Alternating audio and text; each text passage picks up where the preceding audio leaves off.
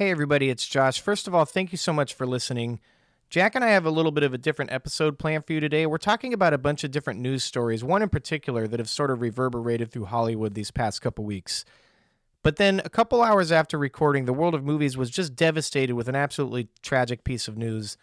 For those who haven't heard, Rob Reiner and his wife Michelle Singer Reiner were found dead in their home from apparent stab wounds Sunday night, and it's just absolutely rocked the movie world. There have been reports about who committed this crime. Since those haven't been substantiated by the authorities, I don't feel comfortable commenting on it specifically, but the rumors are out there. You can Google it. To say this is shocking and tragic is an understatement. Rob Reiner is an absolute legend in the industry.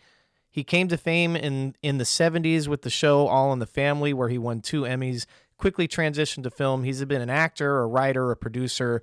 His film credits as a director include This Is Spinal Tap, The Princess Bride, Stand By Me, Misery, and a couple of my all-time favorites, personally, with When Harry Met Sally and A Few Good Men. I would personally stack those handful of movies up against any handful of movies of any other director's best work. He also was the co-founder of Castle Rock, which made a bunch of different classics, particularly in the 90s, some of which Jack and I especially revere. He was a political activist and a humanitarian. Politics aside, I'm sure we can all agree that this is truly shocking, truly sad, and honestly, I'm not really sure what to make of it. I'm heartbroken, I'm stunned, and I'm honestly, I'm a little angry. The world of movies will never be the same without Rob Reiner. And here at the Longlist, we want to send our thoughts, love, and prayers to the Reiner family, the Reiner family friends, and really anyone who's affected by this tragedy. Rest in peace, Rob Reiner. Rest in peace, Michelle Singer Reiner. You will be missed.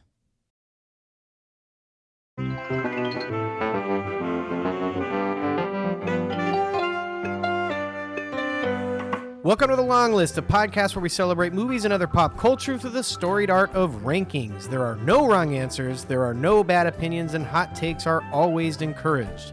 I'm Josh Muller. With me, as always, is my brother Jack Muller, and this episode is a little different, Jack. We're gonna be talking about all the Netflix hullabaloo that's going on. WB hullabaloo. Yeah, you're right. You're right. That's a better way to say it. But Netflix is getting a lot of the. Well, we're gonna get into it. They're getting a lot of the headlines, but it's far from over. Yeah, and when we started talking about doing this episode, it was pretty much when the Netflix part of it went down. Yeah, and it is actively changing. It a lot too. Yeah. So we're gonna get into it, but yeah, we don't usually, listeners to the podcast know that we pick a topic, we break down that topic with ranked lists. This kind of seemed like too big of a story not to address and not to give our thoughts on and talk about a little bit. So this is going to be more of a free-form episode, and we're going to talk about all the things that at least we care about regarding this issue, different permutations of what might happen, so on and so forth. Okay, so before we get into it, let's at least get some of the data points out of the way.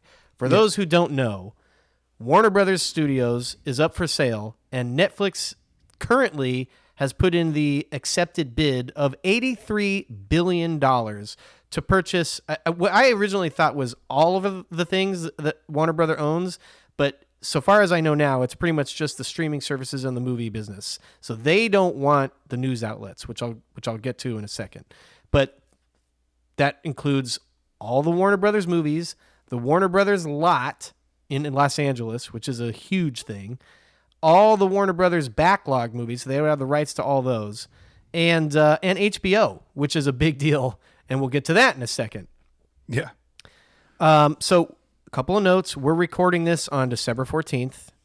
Things have changed drastically in the amount of time that it was announced, and they will obviously change soon. We're going to try to get this episode out soon, but even in that small amount of time, whenever this goes live, things might change. So we just want to make that.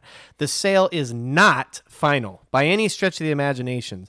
A lot of legal hoops to go through. What I've been kind of led to believe, I don't know if you heard the same thing, is that this could take, if it goes down via Netflix, upwards of 2 years to finalize. Yeah, so, especially with people suing them. Yeah. Which is going to happen. Yeah. Not to mention just all the other normal things. Right. So that go along with them. Even if it goes smoothly, and it won't, to Jack's point, the there's a lot of licensing issues with things that are currently happening through Right. Warner Brothers that can't really happen.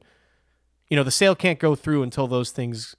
That's going to be part of the sale. Yes. Is that certain projects need to happen first. Right. And then, like Jack alluded to, a lot of legal hoops to jump through. People are already pushing back in Hollywood. Our favorite in-theater savior, Christopher Nolan, has already at least requested a meeting with the higher-ups of Netflix. That meeting might have already happened to discuss what's going down. Yeah, and Nolan is also the president of the Directors Guild of America. Hell yeah. So, he's got some push there, and he's also a big WB guy. Yeah. All of his films come out. I think on exclusively. WB. Yeah, so he cares. Oh, big time he cares. And we have to go see his movies in theaters according to him. Right.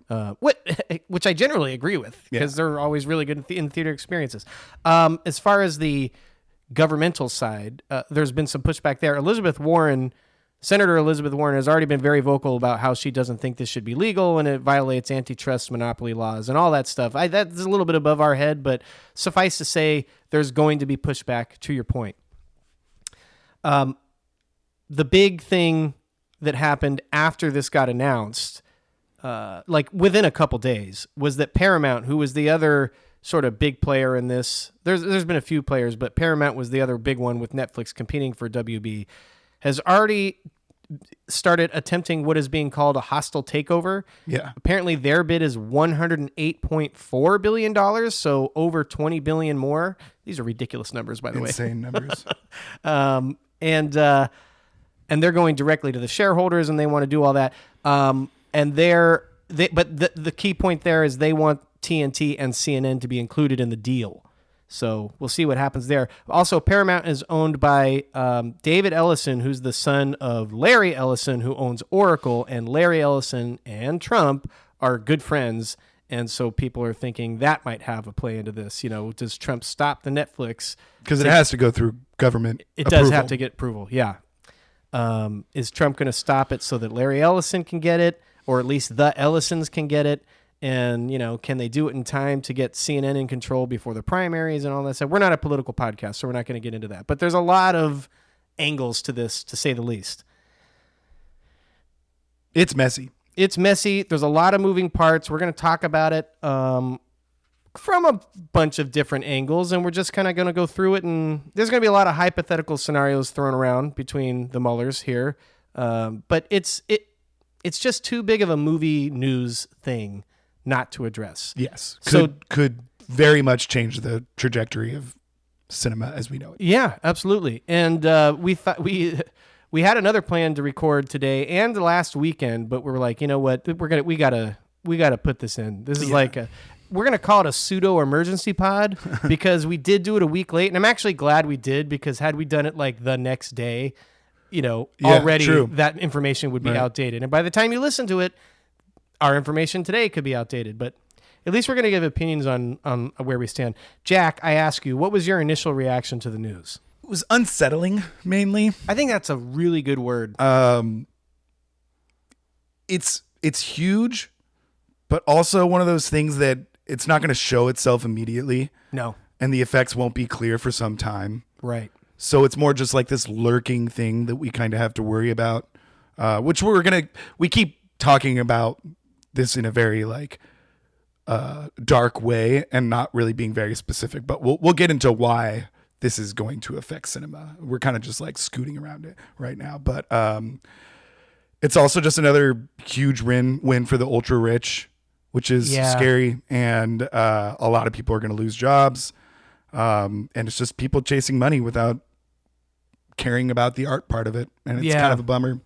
And as soon as Trump got brought up into it, I was just like, oh God, this just got even worse. Yeah.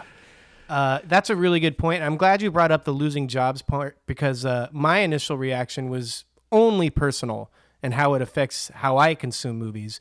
But, with any sort of consolidation of companies when they merge together, whether it's, entertainment or tech or whatever it is, jobs get lost. Yeah. And so if we're taking two of the huge businesses, companies that make movies and distribute movies, and you're making it into one, there's inevitably going to be layoffs. And now a certain company might have significantly more control than they did. And so they're going to be able to, in theory, control what gets made at a much higher rate. And at least from what I'm hearing, and we don't really know anybody in the industry necessarily, but at least from what I'm hearing, jobs are already hard to get in Hollywood or in television or whatever. It seems like one thing I heard was that like writers' rooms used to be a big thing where they'd have a couple top writers and then like, a bunch of lower level writers where they get together and they talk about ideas. That doesn't really happen anymore. At least not to a large degree, in large part because, to their credit, studios or television or whatever are giving writers full control, which is great. But then they can advertise, oh, this is a so-and-so property. It's thought up by them. But then that kind of disallows people who might have really good ideas who just need to break into the industry. It really, it really stunts that. Yeah. And that's just from the writer's perspective. That happens all throughout the industry. And the fact that Netflix is potentially the one that's going to get it obviously means streaming is going to go up and movies and theaters are going to go down. Absolutely. And I have a whole section dedicated to that, but there's just I just don't see any way around that. Now, we've talked a little bit about this. Everything that we say that either we feel okay about or don't feel okay about or makes us nervous or whatever, it's all hypothetical. We don't know what's going to happen. But all we can do is kind of look at what these companies have done in the past and make educated guesses on what it means for the future. But it is interesting. So that brings me to my next question. Do you trust Netflix with this sort of power to better the movie or streaming industry? No, I suppose. But I truly think it would benefit them to take care of the actual movie industry. Yeah. Like in theater experience. I think they should be very wary of pissing off a lot of filmmakers. I do too. Because I do think there are a good 10 filmmakers who are very powerful. Yeah. And do have a lot of sway and could hurt their business if they're going to piss them off. Right. Spielberg, Christopher Nolan. Yeah. Jimmy C. Yeah. And they're already pissed off. And so I think that they should do something like again, I think we're going to talk about this more later, but I think that they should have some sort of plan of action to appease these people and to not freak out everybody in the world, which and they seem kind of like smart people. So while I don't trust them, I don't know. I'm swaying towards Netflix if I were to choose Netflix between Netflix and Paramount. Yeah. Paramount, I just don't like. There's not that great of a studio. I think the only argument for Paramount that makes sense if we're going to choose one or the other, and I think I agree with you. If I had to go with one or the other, I would try to go with Netflix. I don't know if I'm right about that, but I think the one clear-cut argument that Paramount has in its favor for Josh Mueller personally is that they are dedicated to putting movies in movie theaters. Yes. I don't necessarily think they're the movies I want to see all the time. Right. And there's a lot of other, again, some of them political, that are really important, like if they get control of the news. Right. Whatever. We don't need to go down that road, but there are a lot of dings to the Paramount thing too. And I think you and I are both like lovers of movies and not necessarily in on the business of this. So we're kind of just guessing here, but it's scary one way or the other. Yeah. I just think Netflix should just, if really all they had to do to like not scare everybody or freak everybody out is to just like still put movies in theaters. It's like, just do that. Yeah, just do that. You have the money. And we should say he came out with like a statement like right away. He is Ted Sarandos, CEO of Netflix. And was like, we're going streaming.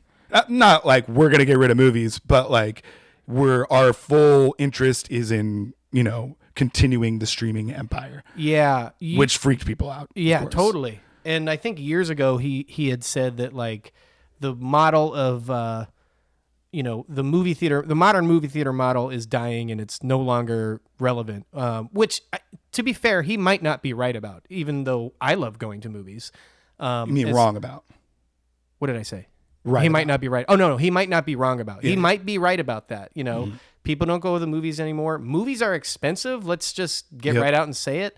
And if you can watch, and certain movies you want to see on the big screen, I like seeing a lot of different types of movies on the big screen, but I get it. Like Oppenheimer was a big spectacle thing. WB. WB, right. Well, we can get to it, but like all the movies this year, Sinners, Superman, One Battle, Jurassic Park? the Minecraft movie, like not something I want to see, but it made $1 billion. Yeah. Those are all, there's more of them too. Weapons was a WB movie. These are all big theater movies. WB had a great year. Which is crazy that this is happening after they were in the news all year because it was just like, look at this crazy run WB is happening. Yeah. And then they sell it. Yeah. So, whether he's right or wrong, I don't know. But he did say that they would continue to at least honor the rights of the movies already in production. Yeah. And he said they would continue putting movies in theaters, but that the windows will change. Yeah. So and right, which is scary because windows changing, meaning that movies are only going to go in for like 2 weeks. Yeah. But I mean, if you only had 2 weeks to see a movie, maybe more people would go and fill up the theaters, like in instances like that. I hope that's the case. And then I hope the thing that like is different about that than when we grew up, like sometimes movies didn't hit right away, but they would be in the theaters for a few months and word of mouth would catch on and would get time to get rolling. I could see a world where like the big event movies, which let's face it, those are the type of movies that really make money in the theaters nowadays. Smaller movies just don't do it as well. They just might rather wait for Netflix. Yeah. So, but it would be kind of cool if these big, event movies, like let's stick with Nolan. And what if the Odyssey only gets? I don't think this is the case for this one specifically because the deal's already done. Yeah. But in a hypothetical world, let's say the Odyssey only gets 2 guaranteed weeks in theaters. Well, everybody's going to go see the Odyssey, so maybe that means it pushes back another 2 weeks and then another 2 weeks or whatever. To be clear, that's not going to happen with Odyssey because, like I said, the deal's already done. Yeah, it's going to be huge. And it's going to be huge. But in the future, apparently with it's movies, going to be good too. Well, that's what people say. Well, I'm just saying the reactions to are starting to come out to the first 5 minutes. Oh, well, I mean, at this point, I think you and I both really like Nolan, and we maybe not like to the point where the Nolan apostles are out there on the internet, but he's earned our trust to, I'm going to go see the movie that he makes. Oh, yeah, of course. So I hope it's good. It might be good. Could be dope. Could be dope. And I want to see it in the theaters. Of course. Ted Sarandos. Yeah. So, yeah, it's just interesting. I don't really know what to make of it. And then there's the whole thing, like you said, with the billionaires just gobbling up all the things. We talked about it in an earlier podcast months ago where you were like, well, this is how just things happen in Hollywood. And you're right. Movie studios have consolidated all throughout the history of Hollywood. It just feels bigger and different, and we're giving too much people control. And we haven't even touched on the HBO streaming aspect of this yet, which is a big aspect. Yeah. Because, I mean, HBO, you go on HBO now, they've got like all the networks. They got like Food Network, they got Discovery. It owns a lot of who owns. Oh, it's Warner Brothers. Yeah. Okay. That's why we're talking about it. But yeah, they have they have a bunch of networks under their control. Yeah, it's and then just like giving all that control to Netflix just is interesting. One other angle before, I mean, we can take this as far as you want before we take a break, but one other angle that I saw is that Netflix is smart and they might even know that they have no shot to get this thing, but they put in the bid, which if the deals falls through from their end, they lose $5 billion, which is like chump change for what I'm about to say. But suppose they know the deal won't go through. I've heard that because Warner Brothers and Netflix are in a deal and treating this like almost like an extended escrow on your house when you accept an offer and then you got to wait about a month for the sale to actually go through. This is like that, only like times 10. maybe times Times a billion. 100,000. But in essence, Warner Brothers and HBO will be frozen out with the ability to acquire more properties and make more things because they're actively in a sale. So their competitor, Netflix's competitor, is out, and they can go for, a year and a half and go buy all the things that HBO might want, Warner Brothers might want, whatever. That's like a shady thing if that's their goal. Like, that's like a real, like, bad ethics business practice, I think.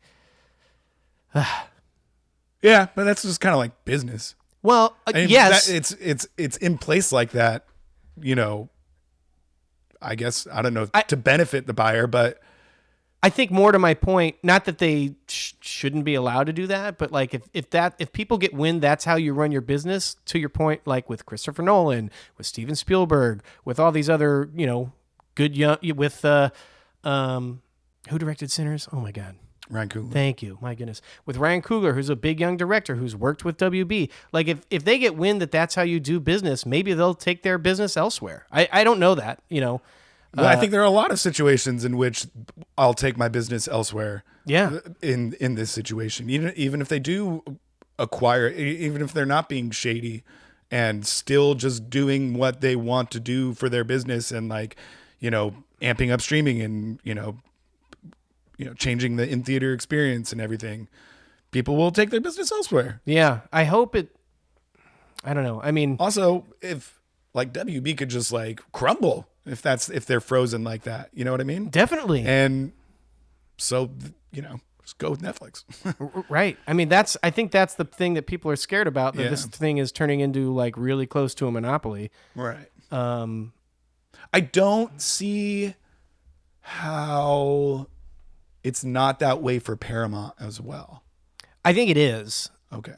But Netflix is getting all the heat for it, at least from what I'm seeing. I did see something recently that said, I mentioned Elizabeth Warren recently. I don't remember the quote. I don't remember exactly what she said, but she alluded to if the Paramount thing goes through, that's even worse or just as bad. So yeah. I think, there's not really much people can do. I don't know what happens legally, but if there are no other buyers and they want to sell, I don't know what you can do. I don't think there's a magic, $150 billion billionaire out there who loves movies that wants to come in and save Warner Brothers. I just don't think that exists. Mm-hmm. So it should be really interesting to see how this plays out. I don't think anybody really can accurately predict the ending of it, but it is holy shit, this is a real thing, and then we're giving all this power to Netflix. So anyway, why don't we take a quick break? We got a couple of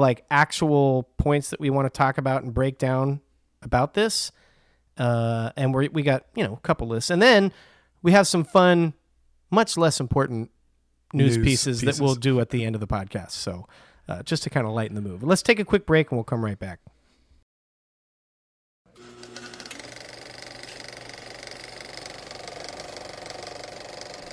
All right, we're back. Before we continue ripping Netflix to shreds, we'd like to give them some credit and do our top 5 Netflix movies. These can be movies that are either produced by Netflix or, purchased after they were made by Netflix, but exclusively Netflix movies. I got to be honest, Jack, I had trouble with this. I had seen a lot fewer than I thought. Yeah, I've seen a good amount, but that's just because of the sheer number of movies they put out. But there's certain big ones that I haven't seen. There's a lot of big ones I haven't seen. Why haven't I seen this? It's just on the TV. Well, it's there. I'm already paying for the platform. Right. The big one for me that I'm really bummed I haven't seen is Roma. Yeah, me too. And I remember when that was a popular one when it came out. Becky watched it once when I was at work, and she, I came home. She's like, "Oh, it was really good, but it was a really tough watch." And I was like, "Oh, okay. Well, do you want to watch it again?" She was like, "No." And so after that, it was I either have to convince my wife to watch it again or watch it late at night after she's fallen asleep and it's in subtitles. So it was always a tough one for 12:30 a.m. Josh to start. Yeah. So I just haven't seen it, and I feel bad about it. I'm sure I'll really like it, but that's going to be one of the big glaring omissions from my list of 5 movies. I like the movies I have, but they're like we alluded to, there's a lot of big ones that I haven't seen, and I have no excuse, Jack. And I hear you're trying to get 10 movies. Do you want me to go first? No, I got 10. Okay. Why don't you And go there's first? probably more. It's kind of a random list of movies. I like these movies though. Yeah, and I agree. No, I only have 9. That's fine. Let's do your top 9. Let's do my top 9. Number 9, I got Jay Kelly. Okay, just came out this year. Haven't watched it Came out yet. this year. Noah Baumbach's new film starring George Clooney and Adam Sandler. And Big one for the awards Lorder? race. Huh? Lorder. Oh, yeah, right. Big one for the awards race until it came out, and then everybody was like, actually, Yeah. How do you feel about that, having seen it? I think it will get acting nominations. I think Adam Sandler will. I think he should get nominated. He was really good. He's probably great. the best part of the movie. I actually really liked. I'm surprised George Clooney isn't getting more Best Actor hype, but I think that's just because of the year. And Yeah, we'll touch on it later. It's pretty just George Clooney being George Clooney. Literally, he's playing essentially kind of like a version of himself. Yeah. Not a bad thing. No. But doesn't usually get rewarded. No, and I should say a version of himself. He's probably a little less of a. Well, he's playing a movie star in his 60s. Right. So there's a lot that he can draw on from that. Yeah. Billy Crudup has a really good scene everybody's talking I about. love It's Billy just like Crudup. one scene and Oh, I everybody's heard about talking that, actually, yeah. But overall, I liked it. I thought it was really good. Yeah. I'm interested in your opinion of the ending. Something happens at the end that I would normally think would work for me, but I kind of missed a little bit. I tried to get to it for this week. I just couldn't. So on future podcasts. It's a good watch. I had a good time. Yeah. Number 8, I have The Perfect Neighbor, which I've talked about previously. Which is the documentary about a crazy neighbor. Really, really upsetting movie, but extremely good, and everybody should just go watch it. Number 7, I have The Irishman. Yeah. I didn't love this movie, But it's good. but it's good. It's an impressive film, and I think it's cool that Netflix did it. The aging thing did not work for me at all. Just about to say. There was no reason for that. I don't know why they didn't just get a younger actor. It's inexplicable to me. Makes no sense. A lot of people. Maybe if Joe Pesci was de-aged or like some of it kind of worked, Yeah. but the drastic of him, Robert De Niro literally playing like a teenager. What are we doing? Yeah. Yeah. Really bad. A lot of people love that movie. Yeah. But that's like a nails on the chalkboard thing. It just didn't work for me. No. And it was really long. Really long. It's good. It is. It made my list of 5. Okay. But it's I don't love it. And some people do. Yeah. Still made my number 7. Oh yeah, like you said. Yeah, it's good. Number 6, I have Wake Up Dead Man. I have not seen it. Yeah. I thought it was really good. I didn't love the first 2 Knives Out movies. I love a good murder mystery comedy thriller thing. It just came out, right? It just came out. Okay. On Friday. Okay. Yeah, the first 2 kind of have little like twists in the structure of how to do it, which I'm like, this really, especially the first one, really sold me on it being like a straight up murder mystery, and it's kind of And it not was that. different, yeah. And I was like, oh, that's weird. But this new one is a pretty straight up murder mystery. Like a whodunit. And I was pretty captured by it. I Cool. was laughing. I kind of couldn't take my eyes off it for a while. I hear it's really good. Pretty long, but it works. Number 6. 6? No, 5? I think I did have 10. I have 2 6s here. I always do this. So I have 1, 2, 3. Number 6. I have Reptile. Oh, Reptile. Yeah, did you ever see that? I did. That movie was cool. That movie is cool.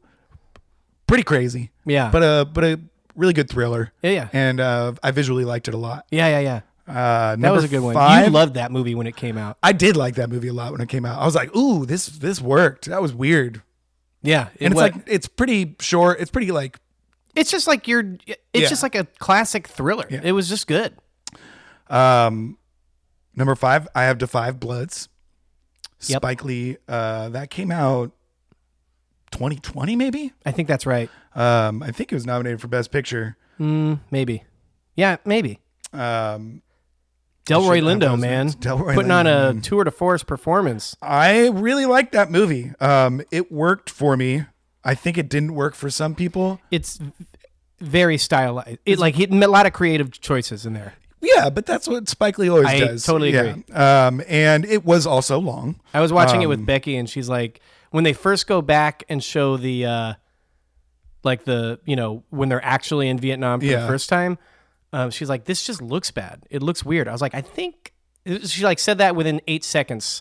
I was like, I think they're trying to make it look like 70s footage. Yeah. And she's like, oh, okay. And I was like, yeah. And then as soon as you actually see who's in the helicopter, and it's the same older actors playing their younger selves, but not de-aged, which I thought was a really cool choice. Really cool. I was like, yeah, that he's doing something. He's doing stuff here, And he's doing stuff through the whole movie. And I think the acting is really good. And I think at the time when I was watching it, I had heard some negative things, and I didn't know if I was going to like it, so I was going into it pretty blindly, and was very impressed. Yeah, it's definitely going to not be for everybody. But, Right.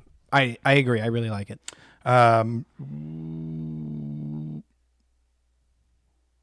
Number 4, I have Klaus. Klaus.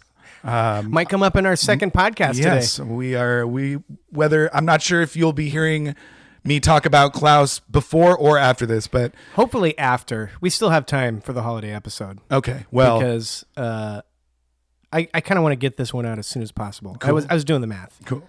I'll get into Klaus. I'll get into in it next then. week's episode. Yes. Number 3, I have My Octopus Teacher, which I also talked about. Oh, I forgot recently. that was a Netflix movie. Yep. Really good documentary about a man who befriends an octopus. That's all you really need to know. And it's incredible filming. I think I've seen all these movies so far. Oh, I mean, not all of them, but I've seen most of them. Okay, Nice. Go ahead. Number 2, I have Okja. Mm-hmm. Bong Joon-ho's 2017. That sounds right. About a pig. Stoked if I'm right. 2017. Nailed it. Yeah, about a pig, girl, and a giant pig thing. I didn't love that one as much. It worked for me. It was weird, and I Jake Gyllenhaal is really weird in that movie. Yeah, it's super weird, but Bong Joon-ho's super weird. He is super weird. I should give it another shot. I feel like I saw that, well, obviously before Parasite, because it came out before Parasite, and I was uninitiated in the Bong Joon-ho experience. So now that I've seen a lot more of his movies, I kind of want to give it another shot. Yeah, I had seen The Host, so I knew You about kinda him. knew the vibe. Yeah, I knew the vibe going into it, and I think it wasn't as good as I thought it was going to be. I'm actually surprised it's so high on my list, but it's just a really good movie, and it feels like it's like early Netflix movies coming out. You know what I mean? Sure, yeah. So it was like, ooh, Netflix is like making They're a doing movie. a movie? Yeah. Yeah. Now it's like, whew, Yeah. They're just pumping them out. can't even keep up. Not too bad either. Especially my number 1, Train Dreams. Yeah. This movie floored me. Came out this year. Yep. Just didn't see it coming, and this movie is like, I had a good comp at one point. Well, spoiler alert, that's my number 1 as well. Nice. Train Dreams fucking rocks. It's so incredible. good. Didn't know I was going to need a Joel Edgerton. How do you say his name? Edgerton. Joel Edgerton logging movie, just about a man's life. But it's incredible. It's like a poem. I don't know that beautiful. I might as well talk about it now. It's one of those movies that does a lot of the things that I usually don't like in movies. Yeah, this doesn't seem like a very Josh-coded movie. Like, it has a lot of voiceover. True. It has some montages about all the things you've already seen in the movie, like towards the end of the movie. Somehow they weave it all together, and it's awesome. Yeah. It's just so good. And I was like, not weeping, but I was like very misty-eyed. Oh, for sure. And it's being compared a lot to Hamnet this year because they're dealing with similar tones and similar. They're new movies. I'm not gonna. They're similar. Let's say. gotcha. And I just all the things that didn't totally work for me in Hamnet worked for me tenfold in Train Dreams. And I liked Hamnet, but I didn't love it like I was hoping to. And Train Dreams, you just sent me a text, Train Dreams, and I was like, all right, I guess I should watch this.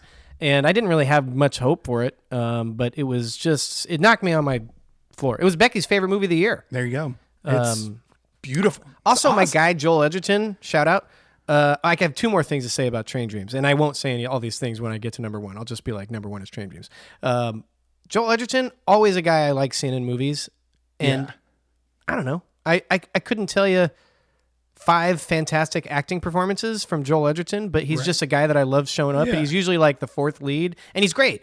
This was a Joel Edgerton vehicle, and he was amazing. Amazing. I really hope he gets nominated. I was just watching the movie like, Joel is cooking right Really now. Like, cooking. really just like amazed at what I was seeing. Yeah. Like, I can't believe, like, almost to the not being taken out of the movie, but I was like watching it being like, this is like This is an his incredible moment. performance. Yeah. Like, I'm just watching the performance. I hope he gets a little boost in his career after this because he's always been around, but he was just really great. The other thing I really love, I said I don't like, this is very personal to Josh, but I said I don't really like voiceovers too much in movies. When it works, but I just don't like it as a tool. But the guy doing the voiceover was Will Patton, and he narrates a lot of Larry McMurtry books on tape, and so it was like slipping on a warm blanket, Jack. Oh, that's interesting because I mean I clocked it as Will Patton like immediately. Me too. And I was like, I love whenever this man speaks in a movie. Yeah. And how has nobody given him a voiceover role before? So that's he hilarious. has a huge that voiceover work in man. audiobooks. Did not know that. You should listen to the audiobook of Boone's Lick, and it is just fantastic. Boone's Lick. You Boone's got it. Lick, Missouri. I love Will Patton. It was great. I'm just crying every time he's doing anything that's like He's emotional in fantastic. any movie. Also, he shows up in the few movies and is like totally psycho. So it's either like he's like really crazy, out of control bad guy, or like the your like lovable favorite uncle. Yeah. And very Gone in few- 60 Seconds? Yeah, Yeah. Just so good. good stuff. All right, my list. I'll just blow right through this. Irishman, we talked about it. We don't need to talk about it more. Here's one that's really going to piss you off. The Killer. Love it. Oh, I didn't think of that.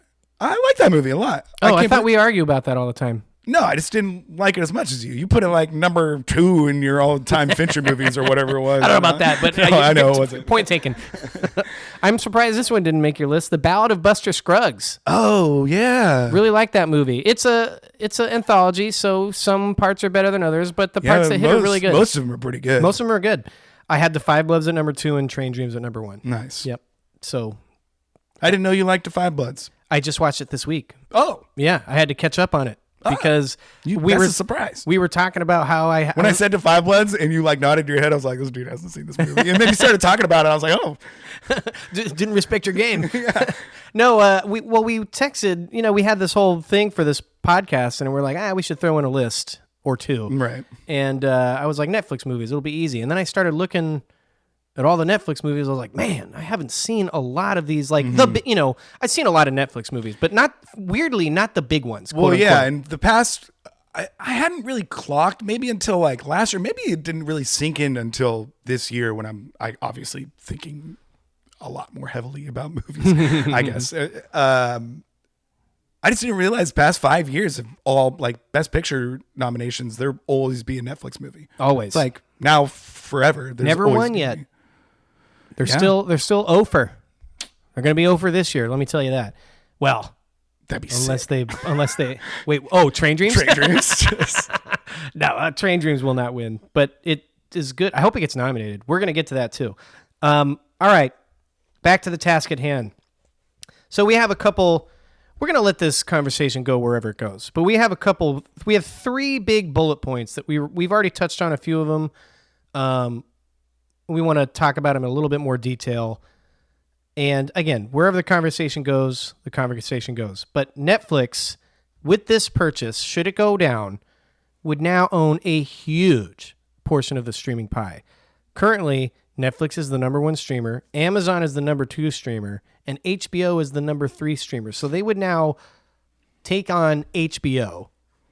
All the HBO properties. I don't know if it would be into one platform or they just would own HBO as like a second streaming service. I think don't it know would be that. all. It'd be silly if they had two platforms, I think that they would do. Probably just be all Netflix. Yeah, but they would do like the HBO section. section. Yeah. So they're essentially taking on a huge amount of movies, shows, properties, whatever, and IP, and cutting out their second biggest competitor. Yep. And it's just gone. Good move by them. Power move. It was an extreme power move, but it gives a lot of control to one company. I mean, Amazon's still sitting out there, but all the other streamers, I don't really think come close to those three. I guess Disney. Disney's off in its own little world. Yeah. But and they and they have Hulu now, so Right. It's all happening like that. How do you feel about this? This might be the part I care about the least.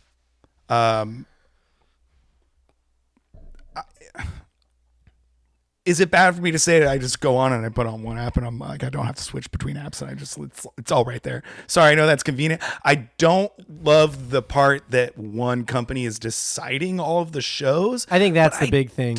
Something about it makes me feel like they wouldn't really do it that way. Like you think that there would be still ahead of the HBO stuff who is making certain decisions. It's not like Sarandos is going to be just like calling all the movies. Right. I think they still organize it in an interesting way. I mean, I don't really know. We just don't know. I think, I think it's safe to say when two companies merge together, there's going to be a lot of layoffs. What's important, what's not important. So who knows what happens, I mean, it's horrible, but it just seems like the most logical business part of, or the most like classic, like one streamer buying another. It happens every year. Yeah. I think you're right. For whatever reason, this one just feels bigger to me and seemingly to the rest of the world because it's the biggest and the third biggest joining forces. And it just seems like, like we said, they're going to fight this in the government. Yeah. So who knows if this can even happen? But It just seems like it's like it almost seems like this shouldn't be able to happen. And then the other big thing too is that, Netflix is already like upwards of $20 a month. Yeah. And if they swallow up HBO and don't have HBO as a competitor, what's it going to cost? I don't know. I mean, Netflix cost like $5 like 10 years ago. That's what I'm saying. In 10 years, what if it's $45 a month? Still, that's the price of one movie. That's fair. That's a fair point. And I think that's the big thing too, where like, well, we're going to get into movie theaters. It's like if you go on a date to a movie, you're paying like $100. $100. Especially if you get popcorn and candy and it's expensive. I totally agree. But it's just a lot of money to pay a single person monthly. And then this is like how we got into the whole cable thing. Like cable got too expensive, so we all cut the cord and got all these streaming apps. Well, now the streaming apps are getting more expensive. It's just like a never-ending cycle. And like I don't know what to like if they do charge this money, I don't know how I don't pay it because they're going to have such a huge slice of the movie making pie. Especially if they don't release them in theaters. But how much do you pay for Netflix plus how much do you pay for HBO? Well, me specifically, I get HBO for life right now because of my internet deal or phone deal or one of those deals. Okay, but you're paying for it somehow in there. Okay, well, I don't get charged any portion of my monthly whatever that comes out for HBO. And I pay, I think it's like $18 for Netflix or something. I don't remember what it is. But still, I mean, they could theoretically charge a lot more. They might not, but I mean, just the way they've done it over the past few years, I just think that's inevitable. Yeah. Especially if they're spending $80 billion. They're going to make up that money somewhere. I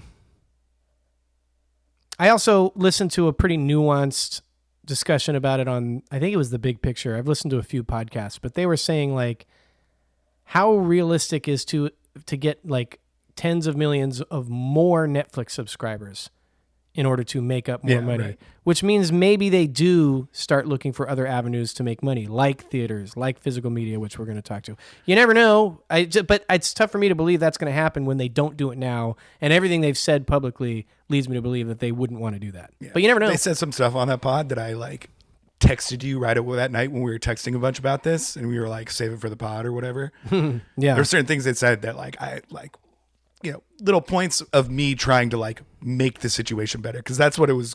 That's what our conversation was that night, was you freaking out, us freaking out, and me being like, well, let's just, you know, this is the way things are. Things might not go away.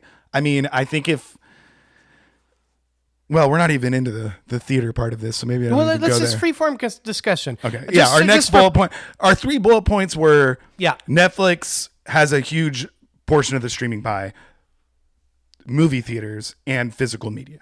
And the physical media one, let's just get that right out. That only affects a small portion of the population, but we like it. Right. But like, is sort of a thing that's slowly becoming more and more popular again in a certain sense, and could be an avenue of revenue for them. And it's a way, at least, you know, the way it's currently done, you know, like I buy all the movies I want to watch on physical media so that I don't feel like I have to subscribe to all these streamers. Netflix is a little bit different. I get HBO for free, not for free. I get it through my internet. I get Disney through my phone. Those are the 3. I don't subscribe to any of the other ones. And when something comes out, if I want to rent it, I have an Amazon account, as most of the world does. But even Amazon, you go on there, and most of the movies you have to like an extra subscription. You know, I don't do that. If there's a movie I want to see, I'll just buy it. So that's just me. Most people aren't like that. But like now, I guess my point is, if these movies aren't going into the theaters as long, and I cannot buy them, this is hypothetical. We don't know. And I cannot buy them on physical media, I'm going to have to subscribe to Netflix if I want to see those movies. And I think that's kind of the crux of why people think this should be illegal. Right. Well, this is my point, is that maybe this is probably just me being like foolish and bright-eyed and like not really knowing what's happening. But it might be a nice change of pace, though, for this conversation. What if Chris Nolan and Spielberg and James Cameron went in, they were like, you can't do this, blah, blah, blah. You need to, like, they essentially save movies, and Netflix, or essentially everybody's like, this is super illegal, you can't do this. And Netflix is like, okay, well, what if we continue to put movies in theaters and we start releasing things on Blu-ray and physical media and start putting those out there for those people? Because honestly, I think the majority of people are people like me who like buying physical media, or, well, maybe not the majority of people, but there are people like me who will buy physical media and will still, you know, subscribe to them. Yeah. So it's like, I do too, to be clear. It wouldn't hurt them to just put out Blu-rays of their stuff. I don't think people are really realistically not going to subscribe to Netflix, because there's a billion other things, television, and like it's where the majority of shows are going. So it's like people will still subscribe to Netflix if they release Blu-rays. Oh, I agree. And I think that would just be a nice little extra thing just to calm everybody down. I also see a world in which they start opening movie theaters, the Netflix movie theaters. Yeah. Why not? They could stream shows in movie theaters and do premieres and just have like limited, a Netflix exclusive movie theater. Exactly. I don't know. Maybe that's also a monopoly or something. Well, not if it's exclusive. I don't know how that works. I don't know how that works either. I hear your point, and to be clear, like we've said it several times, we don't know. We don't know if they're going to do that, and if they did, I would take back a lot of the things I've said. I just feel like what they have said up to this point doesn't, like, I don't see how you can come to that as a logical next step. Well, I guess I only mean if they're really facing like people wanting to shut this operation down. Yeah. Like if they want to make the sale happen or everything to go well, why wouldn't they just like do some things to make some people happy? Yeah. Or try to fix the situation. Yeah. You know, I don't know. Cause if it goes, I don't know. we should also say that most people seem to think, and I'm getting this from like the Fourth Degree. You know, I don't know anybody. I don't know any of the players in Hollywood. We know. Chris Nolan hasn't answered my phone calls yet. I saw him on a plane once. Yeah, right. My friends urged me not to talk to him. Oh, come on. But it seems as though the finger on the pulse of the situation is most people think this is like a very small chance of going through. Yeah. So, which wasn't the case for like 3 days. Right. Or maybe even less. Maybe and in like the 2 week days. since, and now we're recording, it does seem to be like most people think this is not going to happen. Yeah, and Paramount will get it or some other situation will. But it's certainly permeating through the industry, and we want to talk about also been a little quiet for a couple of days. Am I wrong about that? I don't know. I've been watching Train Dreams. So, yeah, I mean, in a hypothetical situation, should they continue to put movies in movie theaters? Should they create some sort of physical media operation? Yeah, I'd feel a little bit better about it. It also just has one of those icky feelings, like you said earlier, billionaires just buying more billionaire things so that they can have all the billionaire things. It just, I don't know, it doesn't feel right. And then if we're talking about one studio controlling like a huge portion of what movies get made and how we see them, it's just like, I just don't like it. But I don't know that I would like it more if it was Paramount. I don't really know. Yeah. And it's, Netflix is weird, dude. I don't think Netflix has enough film IP right now for me to feel like they are, maybe I'm just tripping, but that they are gaining this other whole, swelling of IP and like other studio. It's Netflix almost, I mean, I know they're a major studio and they come out with some pretty big movies every year, but I feel like they're not as prominent as others. I guess I'm wrong.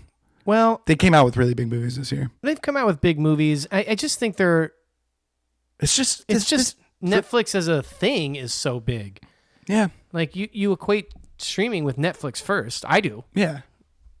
Whether it's movies or whatever. We're talking about movies specifically right now, but they also have a bunch of shows. They also buy a bunch of things, and you can stream them all on their platform. They have so much money.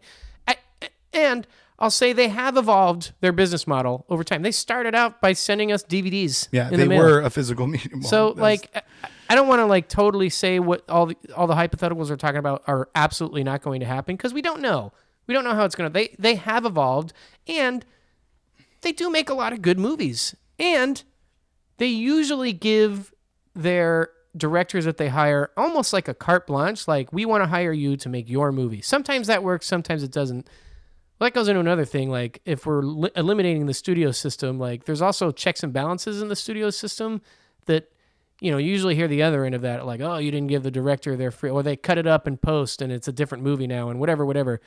But you also don't hear about all those times that weird directors had really weird ideas and someone was like, hey, maybe we rein that in a little bit. And sometimes Netflix movies, they get weird, and that's fine.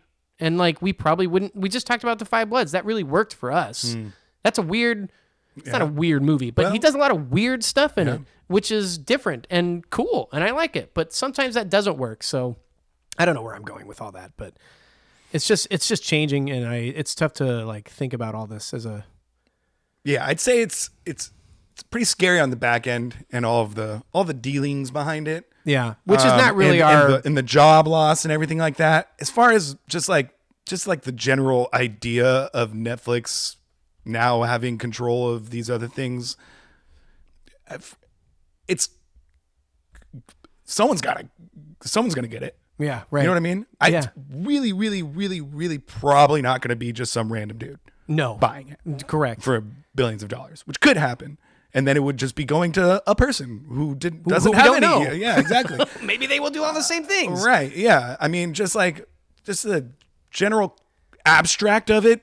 Netflix now has control of these IPs. I'm like, okay, fine. So you trust Netflix with the next Batman movie?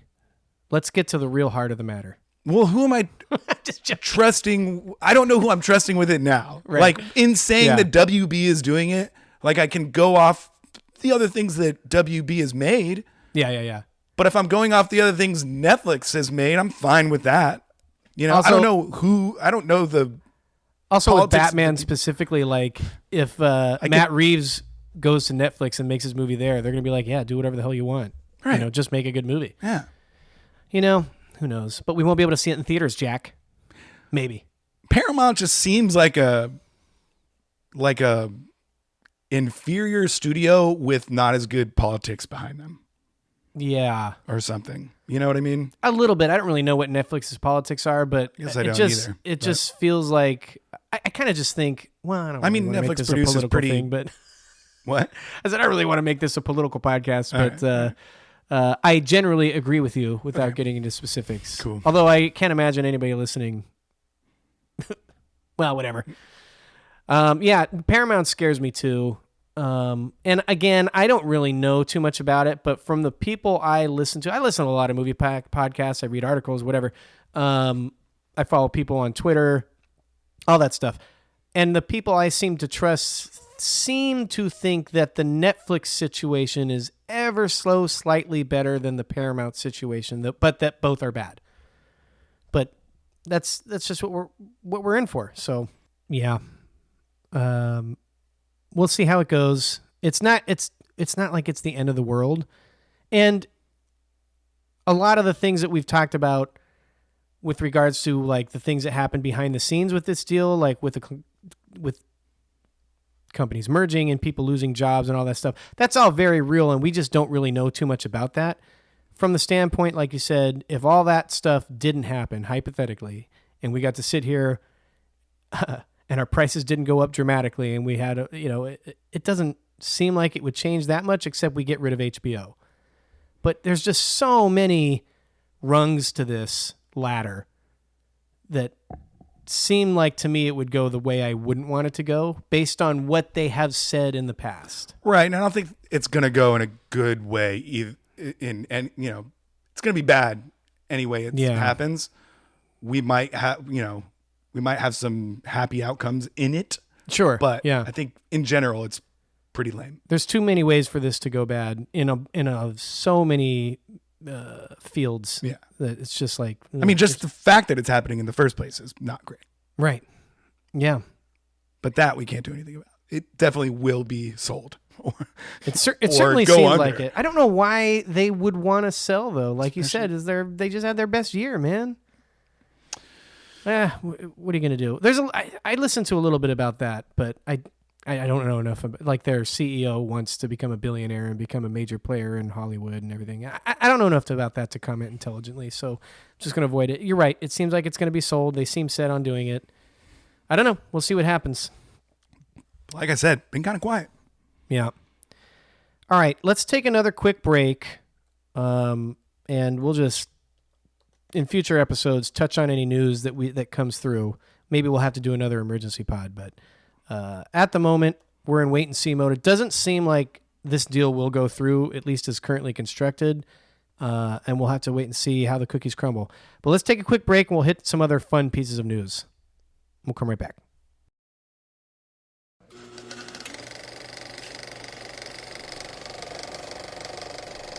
All right, we're going to switch gears here. Let's lighten the mood and talk about movies do still exist. And they're awesome. Theaters are still open. You can buy Blu-rays. We have electricity. We're all still alive. Yeah. We got a couple more news pieces that we're going to talk about, and two of them are related with each other. The Golden Globe nominations just came out. First question. Do you care about the Golden Globes? Yeah. I mean, no, but they're a joke. But they're the first major awards, so it's the first time I start to get to see nominations pop up. Yeah, that's true. Which I just like seeing groups of movies. Me too. Listed together. I think thus is our podcast. I'm not sure I could have said that better myself. Yeah. No. I don't care about it. Yeah, I always watch the Golden Globes because they're on, and it's you know what's nice about the Golden Globes? Everybody's usually drunk. Everybody's usually drunk. Yeah. It's much more of a party than the Oscars, and Right. people are having a good time. Yeah. It is the first, at least, major award show that like it gets publicized and televised. Yeah, it gets televised. Right. Usually the other ones, like sometimes I'll watch the SAG Awards or whatever if it's on, and I remember to watch it. But like most of them, it's like you SAG hear awards about. are good. No. Oh, I gotcha. all right. Yeah, I'm with you. We got another month until that, though. No, yeah, but like I think that. Well, my point is that a lot of them I read like online the next day. Oh, yeah, this one for whatever. Yeah. This one for whatever.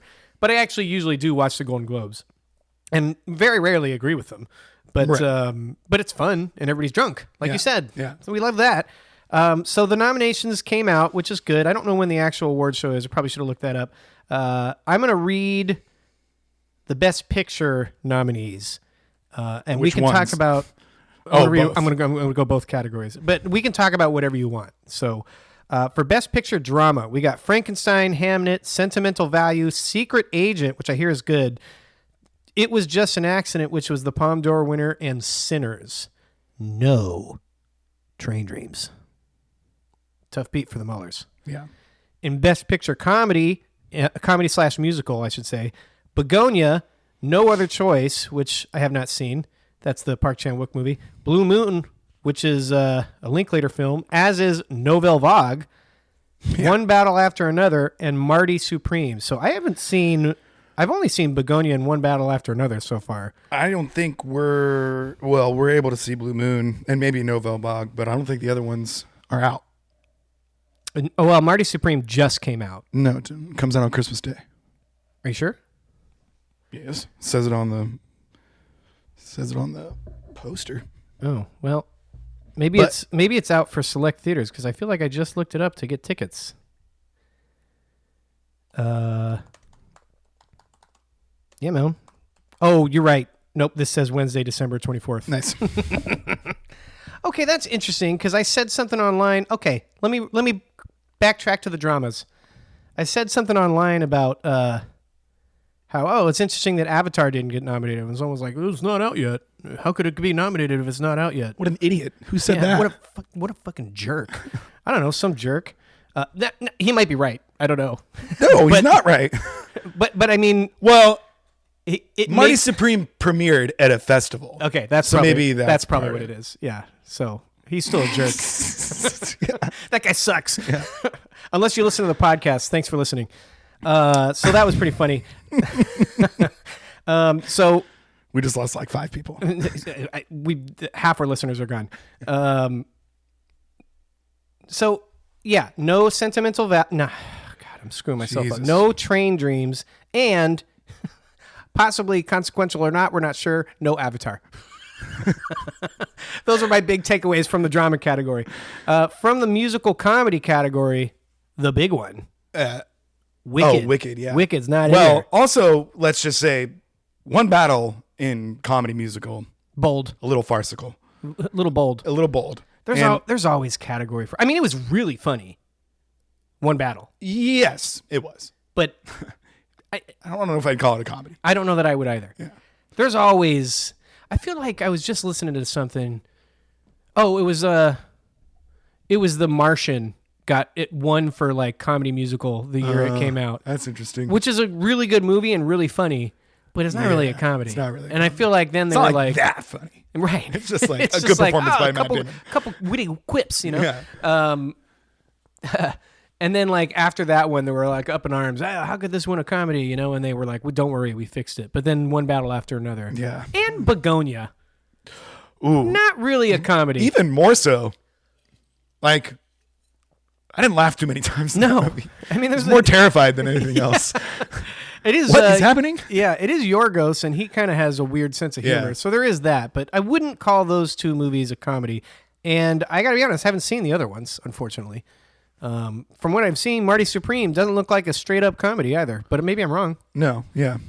Pretty weird list. Yeah, pretty weird list. And how about my guy Linklater getting 2 movies? Yeah. My guy. Blue Moon looks good. Yeah, it does. And Ethan Hawke is supposed to be great. Could be his year. 3 foreign language films. Josh, in 4 total in the whole mess of things. No In other both choice. categories.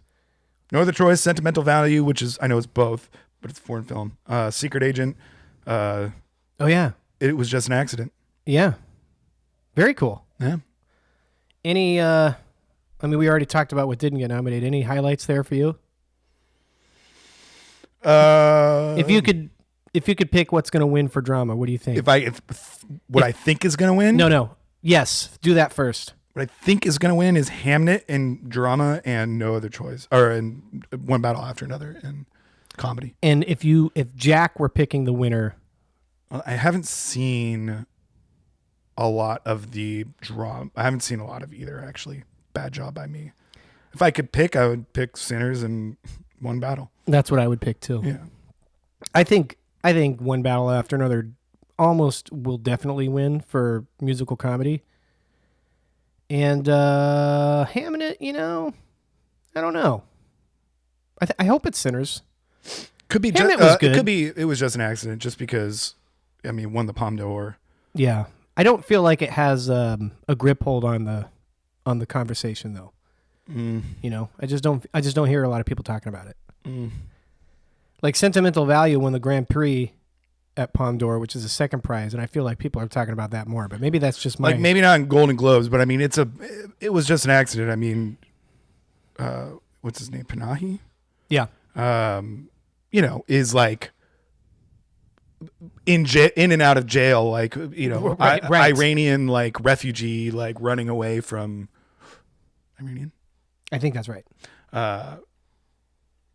Has just like a crazy story, which people do know, even Yes. though we don't have insane amounts of details on it, but go look them up. Do you want to go through any of the other nominations? Like, do you want to hit any actor nominations? Or do you want to switch to our Oscar check-in? Well, it's relevant. right. Lead female drama is Eva Victor in Sorry Baby. Really good. Jennifer Lawrence in Die My Love. I hear she's really good. Jessie Buckley in Hamnet, who is the favorite. Julie Roberts in After the Hunt. How about that? What? Julia Roberts, Yeah, still way to go. getting it. Good Right. job. I hear the Apparently that movie's movie not was that bad. good. So, I was surprised to see it. Renee, Renat Ronsva, I think. Ronsva? Sentimental Value. Yeah. That's a Tessa tough one. Thompson in Hedda. That's interesting. Good for her. I like her. Yeah, me too. The Rock, Smashing Machine, Jeremy Allen White. Well, real quickly, I think Jessie Buckley is the person to beat in that category. Mm-hmm. I'm really happy Ava Victor got nominated. She also wrote and directed Sorry Baby, and it was really good, and she was really good in it.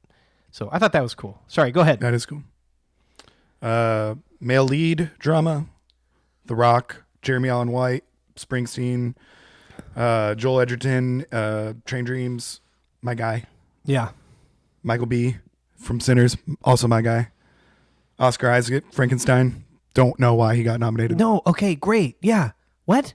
I didn't even think he was very good in that movie, and I really thought like he was Oscar pretty Isaac. bad. Yeah. Didn't like him that much. Very surprised to see that. That movie sucks in my head over time. I kind of liked it at first, and now I'm just like, You're with me. well, yeah. It's just like, what are we doing? I'm just pissed that it's getting nominated for things. I don't think I would care if it wasn't. Wagner Moura is kind of like the leading he's the leading dude in The Secret Agent. Apparently, it sounds like a really good movie. Yeah, it sounds really cool. I can't wait to watch it. I think you can rent it now. I'm gonna do that tonight. Yeah, he's it sounds like he's like the favorite of the month right now. I really I'm happy Michael B. Jordan got nominated, and I think it's really cool, and he played 2 characters, and that's great. Joel Edgerton was really great, man. Haven't seen The Secret Agent, so I'm excited about that. I'm also a little surprised to see Jeremy Allen White in there, because the whatever that movie was called, The Springsteen Springsteen Deliver Me one. From Nowhere. Yeah, it didn't get good. Most people didn't like it. Looked awful. All right, quickly, just the other 2 lead categories for musical comedy: female, Amanda Seyfried, Testament of Van Lee, Chase Infinity for One Battle, Cynthia Erivo for Wicked, Emma Stone for Begonia, Kate Hudson for Song Sung Blue, and Rose Byrne for If I Had Legs, I'd Kick You. Who I hear is really good, and it looks really good. It does look good. I am planning on watching it. I just watched the trailer. Nice. It looks really good. She is getting a lot of buzz. So, I mean, just to the 2 female lead categories, I think Jessie Buckley's in for the Oscars. I would say probably Emma Stone's in for the Oscars. Sounds like Rose Byrne's in for the Oscars. That would be cool. Were it my vote, I would put Chase Infinity in there. Yeah, I could see her in supporting too.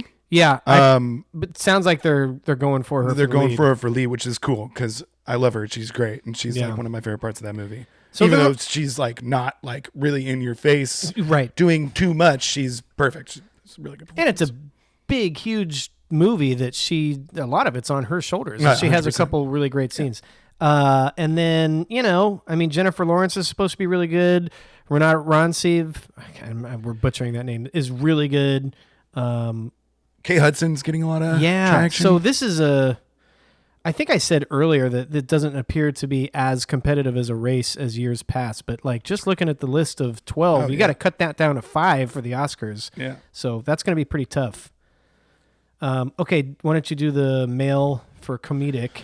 Ethan Hawke in Blue Moon, George Clooney and Jay Kelly, Jesse Plemons in Begonia, Lee Byung-hun for No Other Choice, Leo in One Battle, and Timmy Shams in Marty Supreme. You got to think Timmy Shams is getting into the Oscars. Yep. You got to think Wagner Moura is getting into the Oscars.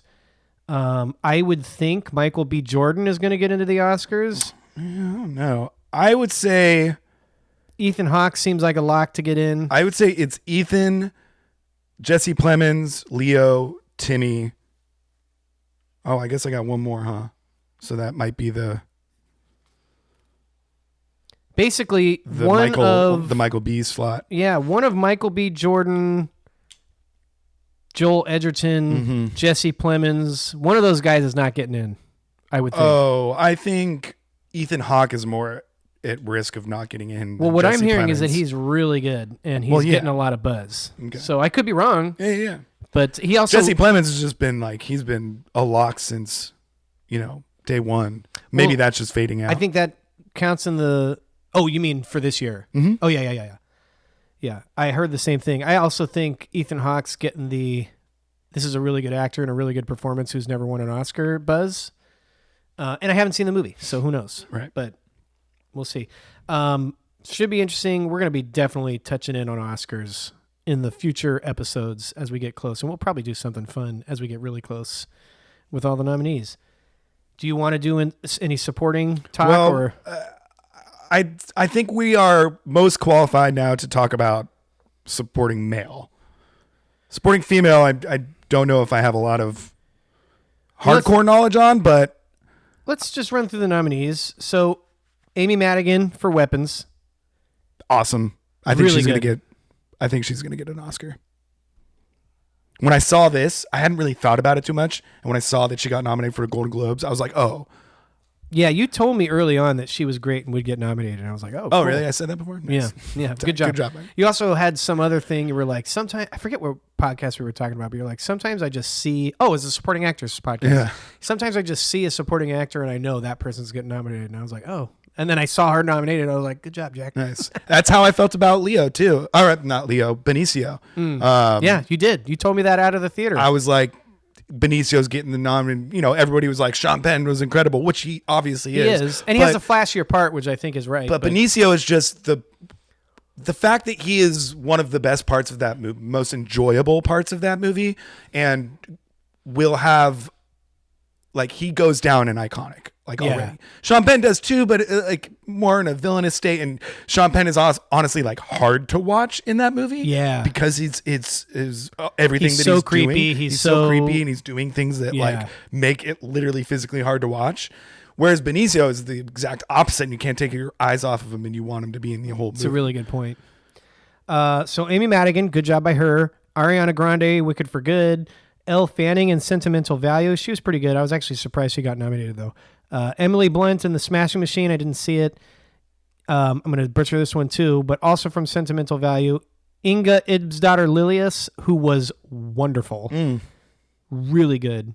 And Tiana Taylor for One Battle After Another. I got to be honest, I've seen everything but The Smashing Machine.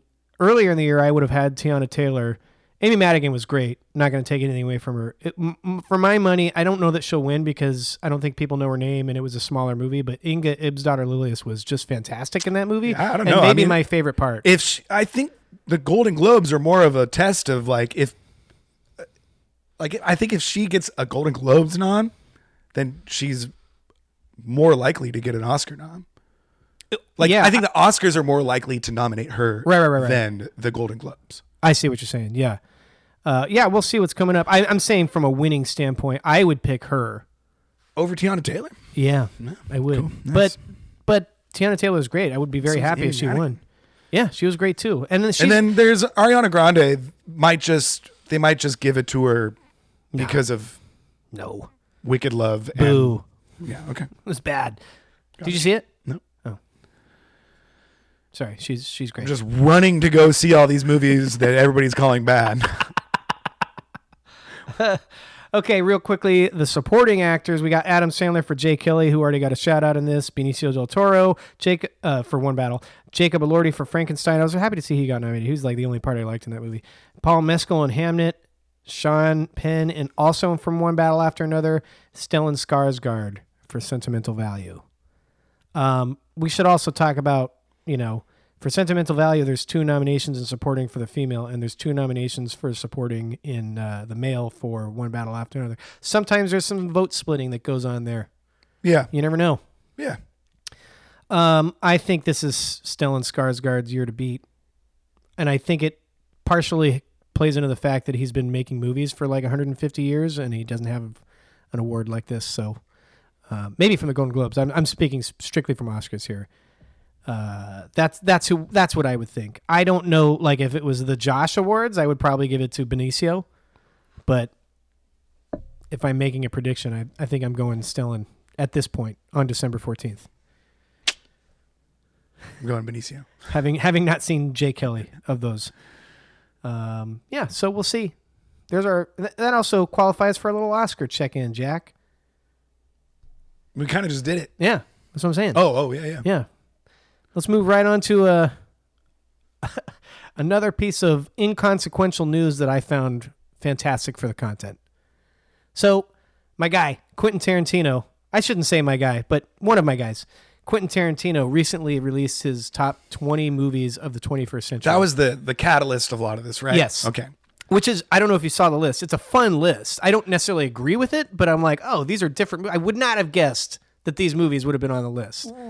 Okay, so we're going to get into all the news with it, but yes, off the rip, I was like, oh, cool list, Quentin. Then everything else happened afterwards. I was just like, I don't know, dude. Fuck you. Well, we got to tell what we're talking about. Right. Okay. So he releases the list, and then he just calls out Paul Dano. Yeah. I'd say that's the other big thing. It overtook the list. Yeah. He was just like, here's this list of movies.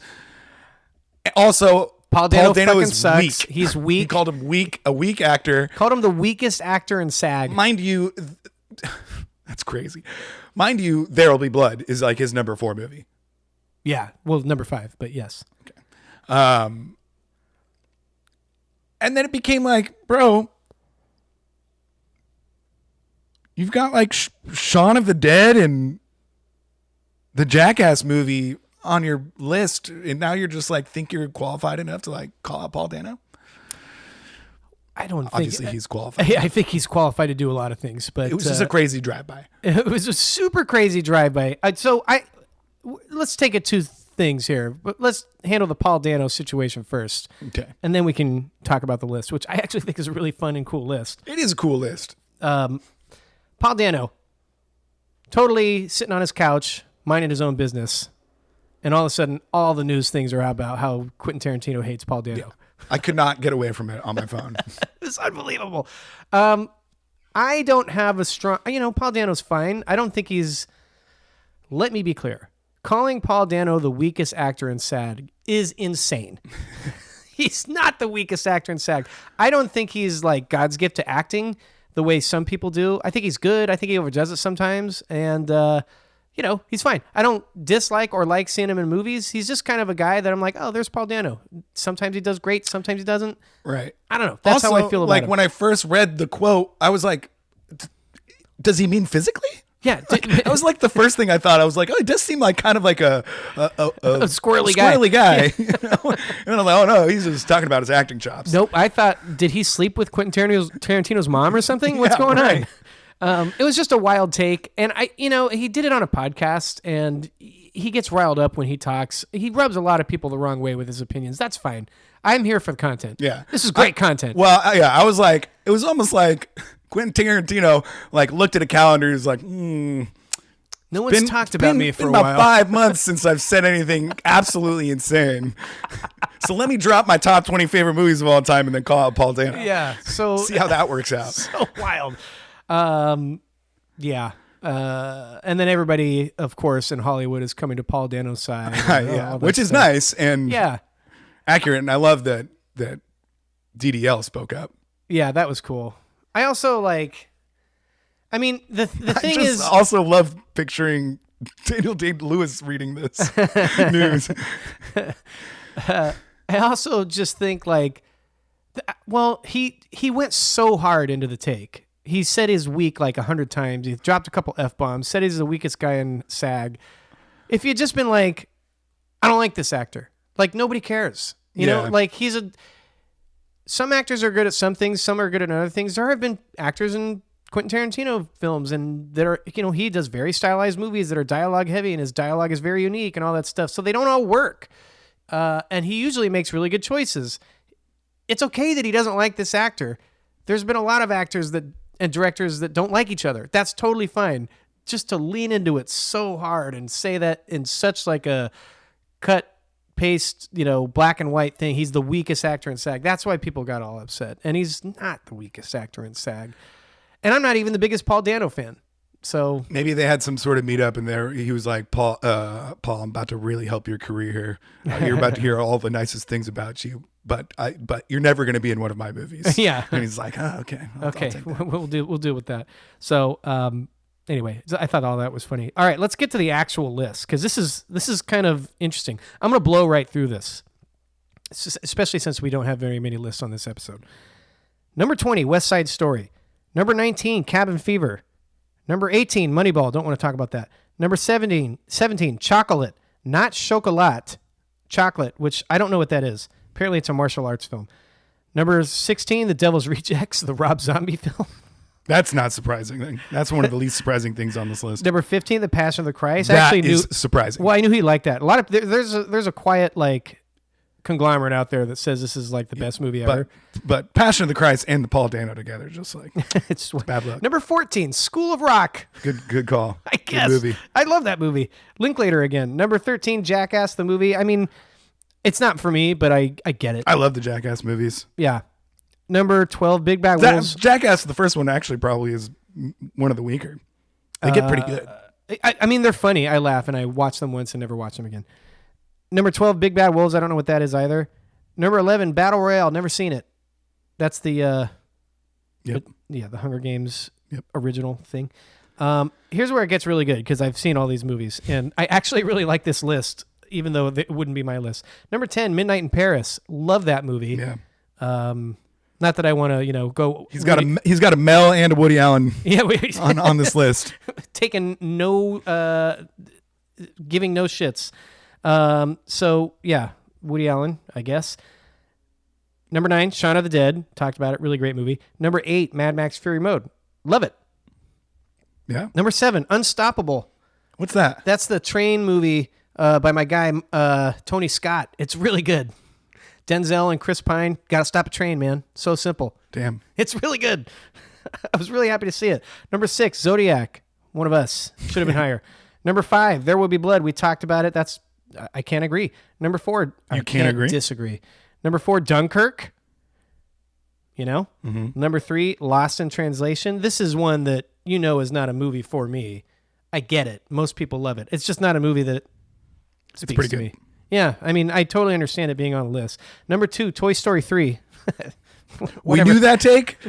Didn't know it was going to be number 2, Still though. surprising. Yeah. This is the most surprising one to me. Number 1, Black Hawk Down. Yeah, that was surprising. It's Like so random. I like Black Hawk Down. I'm Yeah, not trying to diss it, right. but the best movie of the 21st century Right. is wild to me.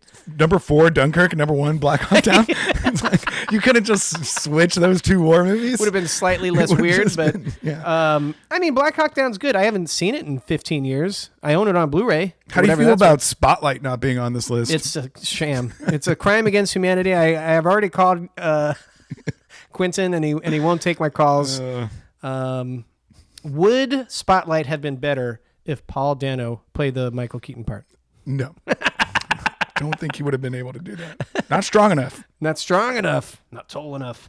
Yeah. So great list. No Spotlight. Kind of a drag, but he did throw in Unstoppable. Yeah. Which is a good movie. I've almost picked it on my family movie night several times, but other all-timers. Man, Denzel's got 2 train movies, huh? What's the other one? Taking of Pelham 1, 2, 3. Oh, right. Another Tony Scott movie.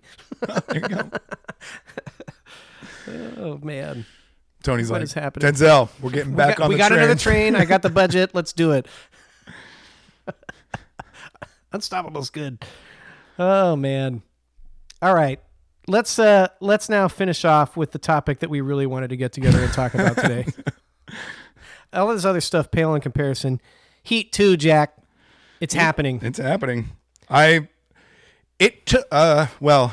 me to just take this one for a second? It took me until the most recent development to literally even remotely believe that this was going to happen. Right. And essentially every news thing that I heard about this movie which was a lot. It's been rumored for Like 5 months. years. Oh, well, like heavily rumored for Yeah, 5 months. Yeah, now. yeah. Then the other day. Well, hang on. Before you get to that, Yeah. just open-ended question. Okay. Because obviously the news you're alluding to makes me more intrigued. Just open-ended question. Mm-hmm. Is Heat 2 a good thing? Well, it's a developing story. Like Yes or no, Jack? Is Heat 2 a good thing? Yes. Okay, great. Of course. I'm weirdly on the other end of this. Not if it's in. Well, Michael Mann is old, but like, if Michael Mann wasn't attached to this from the beginning, I would be. I would be 100% out. 100% out. Yeah. No, you're right about that. Then the actor rumors started coming out, and I was like, okay. Then he said the AI stuff, and I was I like, missed the AI stuff. Michael Mann is all about AI. He's like, oh, for sure, I have no problem using AI, and What a maniac. It seemingly would be used for de-aging in this because it's a prequel, I guess, is what it's rumored to be. It's both. It's both. Okay. Little before, a little after. Yeah. But as we spoke earlier about The Irishman, doesn't really work sometimes. Of course, this is a few years later. Yeah, and he didn't use AI. They used some other crap. Yeah. But yeah, then him just saying and Michael Mann is also just like really old. Yeah. When's the last time he made a good movie? I don't know. But the most recent development. Wait, what do you say? I say flip a coin. No, this isn't a good idea.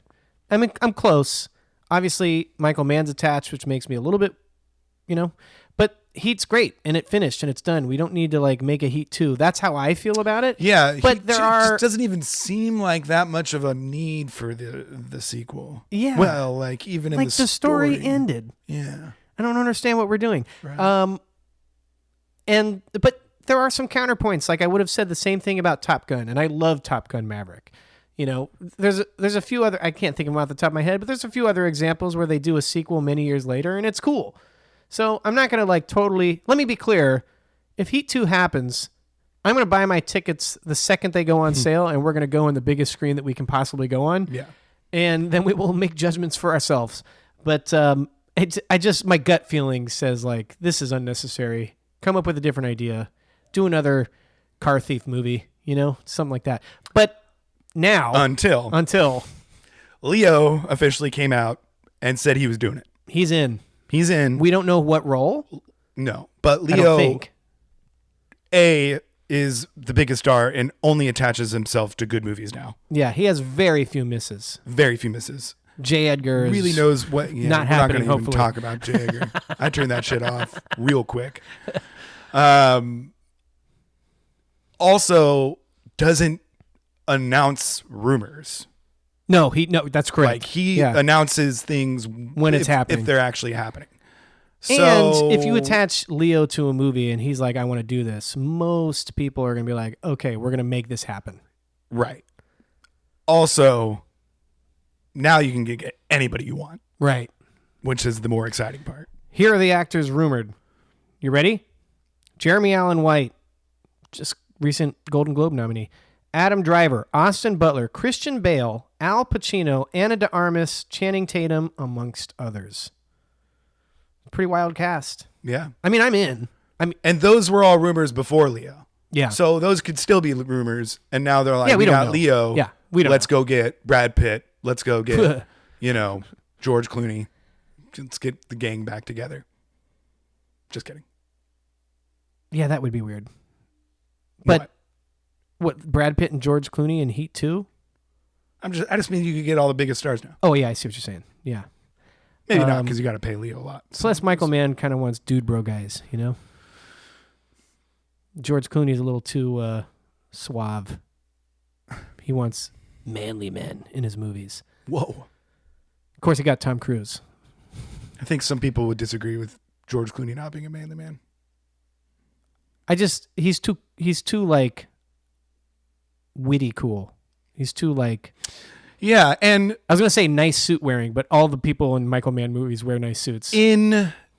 I'm switching leads here, but that's fine. We're all over the place on this one. I think Jay Kelly- I think Heat 2 is all over the place. Jay Kelly, the George Clooney, goofy George Clooney, like almost doesn't work sometimes, even though I love it. And I love when he does that. And he's good at switching from drama to goofy George Clooney.